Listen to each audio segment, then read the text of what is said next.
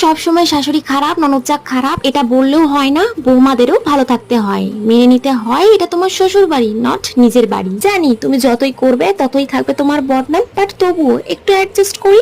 সংসারে থাকতে গেলে এটা বললে চলবে না, এটা তোমার শ্বশুর বাড়ি, তাই সেখানে তোমাকে সবাই যত্নে ভালোবাসায় আদরে মানিয়ে নেবে 6 মাস কিংবা তার থেকে বেশি, খুব জোর 1 বছর, কিন্তু তোমাকে তাদেরকেই মানিয়ে নিতে হবে কিন্তু সারা জীবন। স্বামী খারাপ হলে সেই স্বামীকে মানিয়ে নেওয়ার জন্য চেষ্টা করি আমরা সারা জীবন, তাহলে বাড়ির মানুষগুলোর সাথে এটা নয় কেন? ভেবে দেখো, শুধুমাত্র শ্বশুর বাড়ি বলে নয়, নিজের বাড়িতেও কিছু কিছু মানুষের সাথে আমাদেরও মানিয়ে নিতে হয়। খারাপ ভালো নিয়েই জীবন, তাই মানিয়ে নিতে হবে সবার। তবুও বৌমা বলে আর কতই বা মানিয়ে নেব, এটাই থাকবে আবার সব বৌমাদের প্রশ্ন। তাই তাদের হয়ে এটুকুই বলবো, এটা বাদ দিয়ে অন্য কিছু ভাবতে বা করতে চাইলেই খারাপ হবে কিন্তু তোমাদেরই কপাল।